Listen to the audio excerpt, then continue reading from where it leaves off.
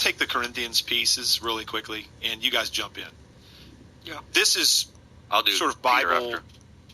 This is Bible exegesis, like hermeneutics 101, right? And I'm not trying to sound snarky in saying that. But, for example, if I wrote you a letter, and let's say it's 10 pages long, and you jumped onto page 9 and landed in one particular paragraph in one particular sentence and read it, you could make any number of things out of that sentence. You could conclude any number of things from that one sentence that may or may not fit well in the context of that entire letter that I've written to you. And I would contend in both of these instances, the 1 Corinthians 11 piece about the Lord's Supper and the 2 Corinthians 13 piece about self-examination, the context of the entire letters are critical for our understanding. And I'll do this quickly. 1 Corinthians 11, we're talking about the Lord's Supper there, Paul is, and he is making it quite plain that there is division. The division in the church of Corinth is an issue that shows up early in the letter, and he comes back to it again in chapter 11 about how there is division amongst them.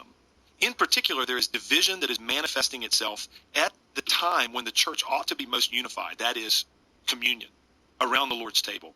And it is that division within the body that Paul is addressing when he's talking about examining themselves in the plural, to come to the table.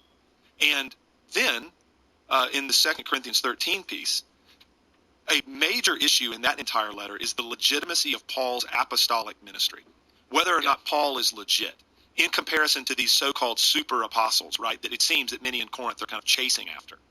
And so Paul, in saying what he does about self-examination, examine yourselves to see whether or not you are in the faith, and then he goes on to talk about himself and whether or not he's met the test and his legitimacy and everything else. He is essentially saying to them, like, guys, you have believed the message that I've preached. People are saved through believing the message that we preach. And so if you think that my ministry is entirely illegitimate, then you need to question a number of things, including, whether or not you are legitimately in Christ. And I think context is critical. And people say this, that the three keys to biblical interpretation are context, context, and context. And it's like, well, just put those into practice, please, when we begin to interpret letters. If you're new to Theocast, primer. Yeah, so it's as if Paul is saying, look, if you want to examine me, you need to examine yourselves. Right? That's right. Yeah. If you want to bring me on trial, so it's like Paul. It's as if Paul is saying, look, if you want to examine me, you need to examine yourselves. Right? That's right. Yeah. If you want to bring me on trial, you need to put yourself on trial. Right? He's not talking about moral behavior. Exactly.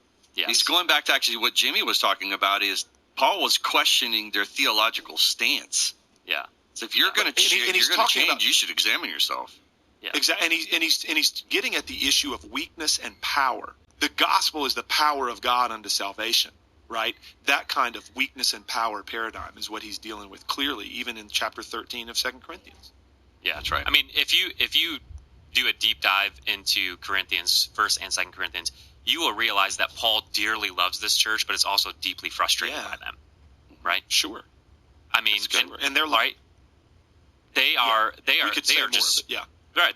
They're screwy, and they have like all sorts of nonsense happening in their church. And it's like when you read particularly the end of 2 Corinthians, 13:1, this is the third time I'm coming to you, right? It's like Paul is saying, look, man, have we not been over this? I guess I'm coming back, and we're going to have Christianity 101 all over again. It's not this. I'm coming to you because your morality, blah blah blah. He's coming to you saying, no, this is, guys, I have preached the true gospel to you.